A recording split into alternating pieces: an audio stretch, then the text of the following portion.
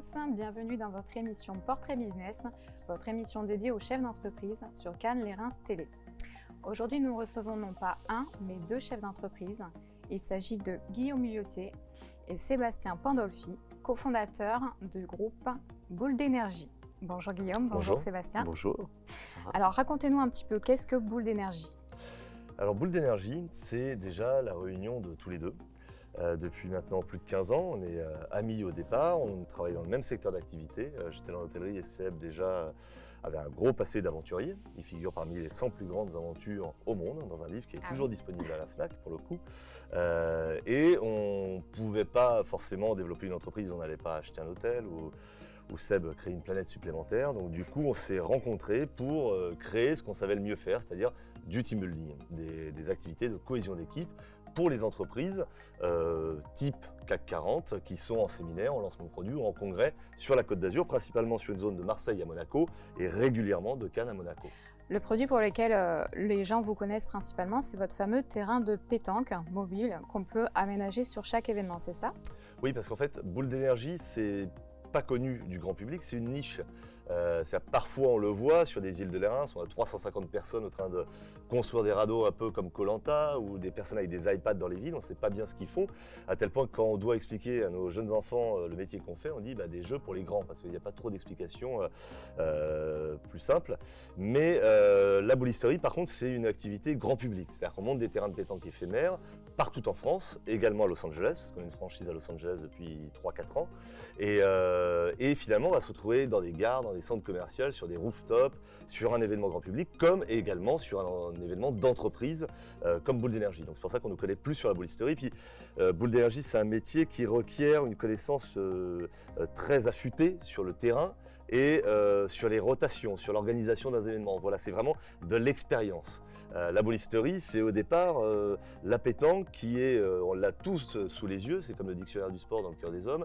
Tout le monde pense qu'il existe, il n'existe pas. La pétanque, c'est pas qu'elle n'existe pas, mais on l'a sous les yeux et finalement, on y joue, on n'y pense pas. Et pourtant, il y a une imagerie extrêmement forte, il y a un attachement extrêmement fort et il y a aussi une symbolique, aussi bien en France qu'à l'étranger, du savoir-vivre et de l'art de vivre à la française. Voilà. Donc on y a mis au bout de la 4e, 5e année de Boule d'énergie tout ce qu'on aimait, comme on aurait développé un autre programme en se disant la pétanque finalement elle n'a pas été revisitée depuis presque 100 ans. Mais alors pourquoi la pétanque précisément?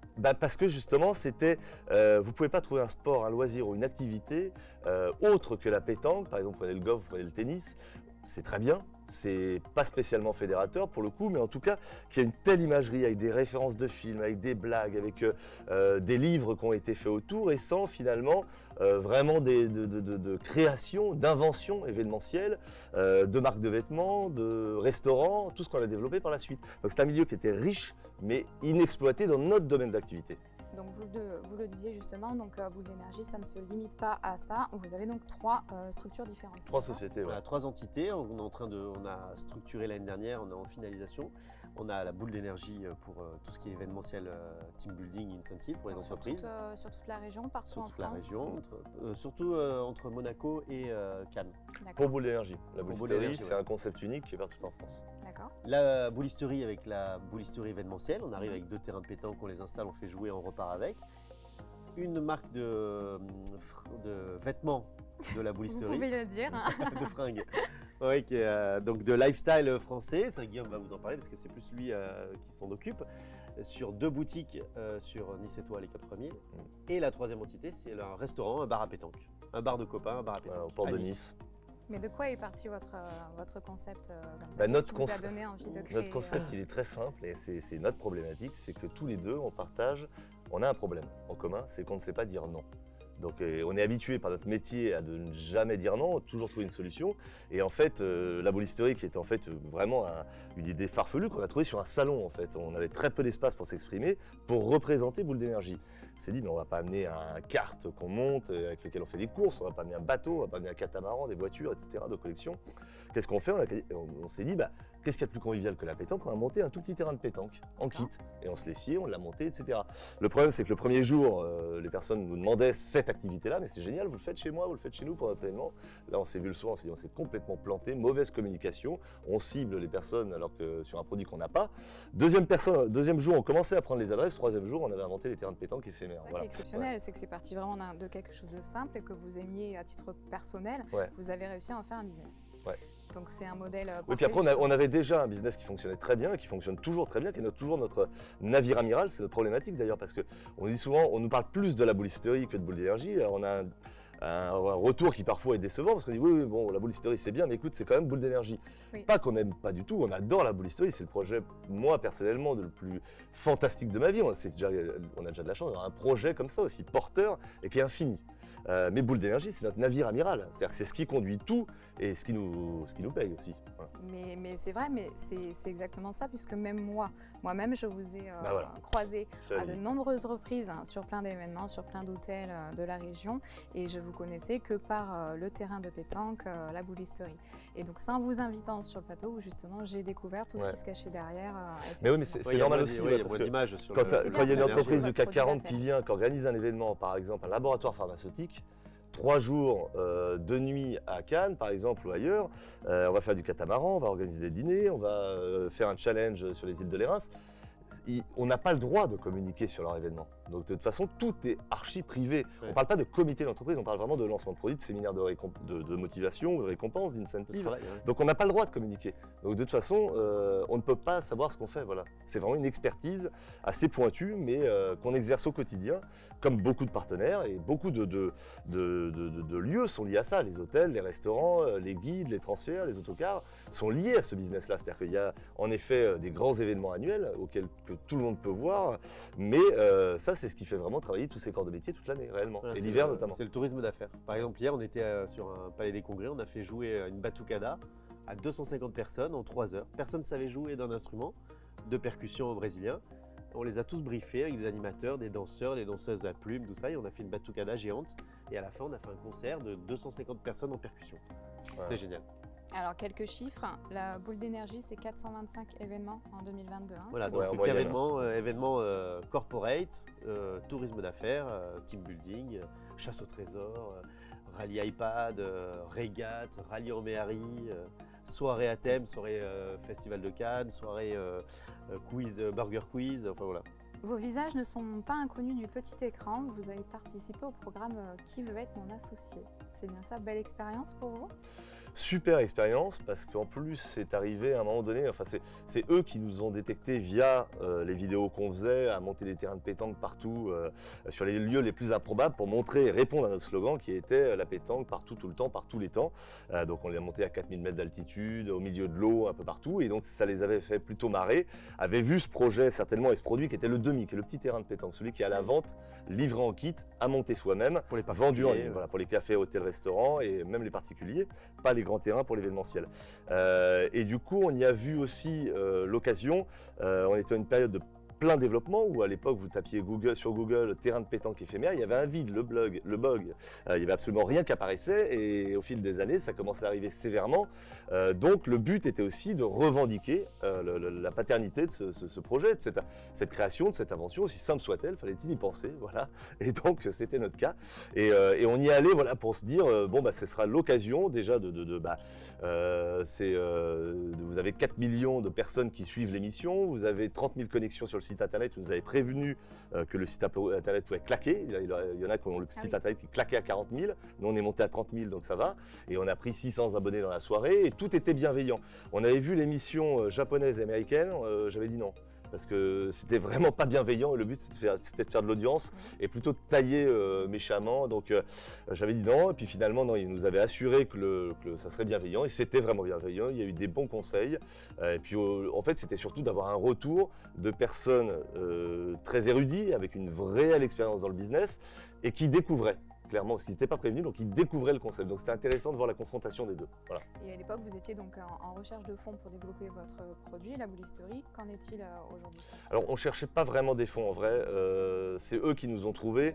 On n'a pas été financé par contre, je pense qu'on était plus en mode pin-up de Canal pour faire marrer et puis voilà, faire un moment un peu relax et ça a fonctionné. C'était la première voilà, oui, c'était la première mission et le premier et épisode. Ouais.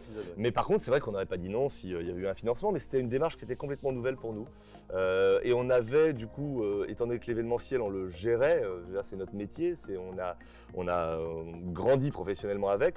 Par contre c'est vrai que sur la vente de ce petit terrain de pétanque on aurait eu besoin de conseils. Le seul regret que j'ai c'est qu'il aurait fallu trouver quelqu'un, un investisseur. Là clairement c'était sur le digital, sur le développement durable aussi. Alors le terrain de pétanque est 100% français, mais quelqu'un qui soit comme il peut y avoir dans les régions de Lyon, qui sont spécialisés sur les jeux, le développement de jeux XXL, voilà, quelqu'un qui est, je crois que c'est à Oyonnax, qu'il y a beaucoup de personnes qui font ça, quelqu'un qui soit sensible à ça, parce que là c'est vrai que sur le digital, vous montez un terrain de pétanque en kit, on en est loin, quoi, voilà. Ou alors que ça soit arrivé après le restaurant. C'est-à-dire que maintenant qu'on a le restaurant, le bar à boules avec le terrain de pétanque, la box photo, on a vraiment une vraie proposition de bar à ambiance avec un terrain de pétanque à l'intérieur. Je pense qu'il y avait, c'était Café Régent, ça aurait pu l'intéresser, voilà, en termes de franchise de restaurant.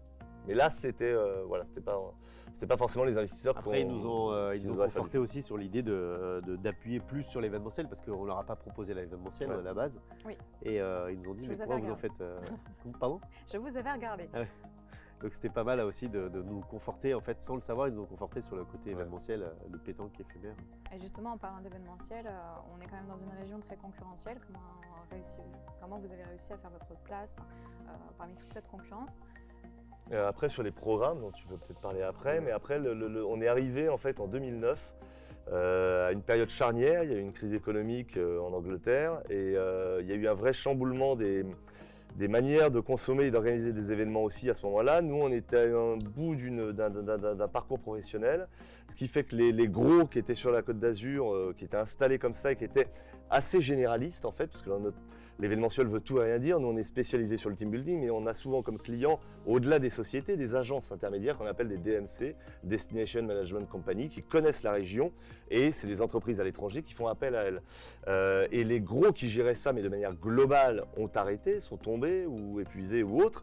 Et ça a laissé l'opportunité à nous et à d'autres de se développer et surtout de professionnaliser le team building. Jusqu'à présent, on avait le prof de kayak, on avait celui qui louait des voitures, et puis après on avait l'agent généraliste. Il n'y avait pas le spécialiste de team building, et qui en plus, nous, on était les premiers en 2009. Moi, je sortais en plus de l'écolabellisation d'un hôtel qui devait ouvrir à Saint-Tropez à l'époque, c'était assez novateur. Et du coup, Seb, par son passé d'aventurier, avait une réelle approche. Il est parti quand même sur les traces de David Douglas, en traversant le Canada d'est en ouest pendant 6 mois sur un radeau en écorce d'arbre. Il a failli mourir. C'est quand même pas rien, voilà. C'est pour ça qu'il est dans le livre. Et donc on avait une sensibilité par rapport au développement durable. Donc on s'est construit aussi en proposant les premiers éco-événements, les premiers éco-incentives et en reversant 1% de notre chiffre d'affaires pour la planète. Pardon, 1% de notre chiffre d'affaires à l'association. Ouais, 1% pour la planète. Et ça permettait de faire transiter le chiffre d'affaires et de le reverser après des associations. Et voilà, il y avait un vrai côté novateur et dans notre positionnement et dans notre proposition. Et en parlant justement de développement durable, j'ai noté que vous aviez un petit hashtag Sauver la banane. Ouais. Est-ce un jeu de mots ou réel engagement écologique? Et bien c'est les deux. C'est-à-dire qu'on s'aperçoit que les entreprises qui étaient très sensibles il y a 15 ans sur le développement durable pur, c'est-à-dire qu'on nous demandait de replanter des arbres, on nous demandait de nettoyer des plages, les rives près de Paris, mais qui sont un gros budget et qui surtout enlèvent ce côté, alors team building non, mais en tout cas fun. Et voilà, la banane en l'occurrence c'est se marrer, donc c'est important de le prendre en compte. Et aujourd'hui on est dans une démarche beaucoup plus globale qui est qu'une entreprise aujourd'hui va faire appel à un prestataire d'activité événementielle qui lui s'est engagé dans une démarche de développement durable, qui va montrer patte blanche en disant voilà, j'ai fait tous les efforts pour que votre événement pollue le moins possible et qu'il reste des traces. Donc par exemple, ils vont construire des robots de 1,20 m dirigés, ensuite ça va être remis à l'association Adrien, avec qui on travaille déjà depuis plusieurs années, pour les enfants malades. Et là, on va vers l'ISO aussi, qui va nous appuyer cette démarche-là, et en l'occurrence, c'est toujours la manière d'y mettre un peu de drôlerie et de symboliser le schéma intellectuel, qui est de dire voilà, sauvons la banane, hashtag sauver la banane en l'occurrence, parce que, la banane est en voie de disparition, il faut le savoir, due au réchauffement climatique, étant donné qu'on va s'impliquer dans une démarche non seulement de développement durable, mais de RSE de manière globale, avec cette ISO, on va contribuer à sauver la banane, et en l'occurrence, il faut surtout garder la banane. Voilà. C'était un peu plus long que prévu, mais je crois que c'est très clair. Tout à fait. Ben, merci. En Après, tout cas, on ressent cette ouais. énergie justement. Vous alliez dire Non, excusez-moi mais c'était un de nos jobs sur Boule d'énergie, l'événementiel, le team building, c'est de donner la banane à tous nos Ouais. clients. Ah, mais ça Et se c'est de reflète ressortir complètement. quand on part en voiture découvrir Gourdon, l'arrière-péri, ou en mer au départ du port de Cannes, ils reviennent tous avec la grosse banane. Voilà. C'est bien parce qu'on a fait le petit point tourisme en même temps. Hein, Ouais, voilà, mais ça, c'est ma on parle de la spécialité, ça. région, c'est bien. Sur Cannes et Reims Tous les Télé. petits coins, Super, surtout ce bon. coin-là. Ouais. Bon, en tout cas, voilà, merci beaucoup Merci d'avoir à vous. répondu à cette interview, de vous être déplacé. Merci pour toute cette énergie. Félicitations aussi d'avoir développé une si belle entreprise et avec votre passion surtout. Si vous avez un petit message à faire passer, un petit mot de fin, peut-être un conseil à donner aux chefs d'entreprise, aux porteurs de projets, à ceux qui ont une passion et qui Le hésitent conseil, peut-être à en le conseil faire un chose, donc ça, business. c'est contactez-nous pour vos. Pour vos événements. Merde, ça, c'était mon premier. Bon, le deuxième, non, s'il y a un truc important, je trouve. Mais alors, pour les chefs d'entreprise, je pense que s'ils sont là, c'est qu'ils n'ont pas besoin de nous et de nos conseils. Et en effet, il faut mieux qu'ils fassent appel à nous pour organiser leurs événements. Voilà. Pour Mais par motiver contre, leurs pour aussi les jeunes porteurs de projets, il ne faut pas confondre l'idée et l'équipe. C'est-à-dire qu'une idée de génie, on en a tous 1000 par jour. C'est juste qu'on y croit moins, qu'on se dit que pour nous, ça ne sera pas possible, etc. Donc on y croit plus que les autres. Et à force de cogner, vous savez, la vie, c'est une caisse de résonance. Mieux vaut, plutôt que taper un grand coup dans un mur, on se fait mal à la main, taper tous les jours un peu, on ébranle et au bout d'un moment, il finit par tomber tout seul. Ben, c'est qu'en fait, l'idée de génie ne sert à rien ni à personne. Elle n'est pas utile. On en a 1000 par jour et tout le monde en a 1000 par jour. Ce qui est important, c'est une bonne association. Il faut trouver un partenaire, un associé qui complète ces lacunes. Moi, j'ai de grosses lacunes financières, administratives, commerciales même, etc. Je suis meilleur sur la com, ou là où c'est peut-être moins bon. Mais par contre, on a un droit de regard et on est intéressé évidemment par les finances Mais et ça lui se par la voit et ça se communication et ressent. Vous êtes, comment transmettre l'image de complémentaires. l'entreprise. Donc on se complète parfaitement et c'est ça le secret de la réussite. Très bien. Bah, merci encore à vous deux d'avoir répondu en tout cas à l'interview. Merci de vous être déplacés. Merci. Merci. Merci à vous d'avoir suivi Portrait Business et je vous retrouve la semaine prochaine sur Cannes les Reims Télé avec un nouvel invité.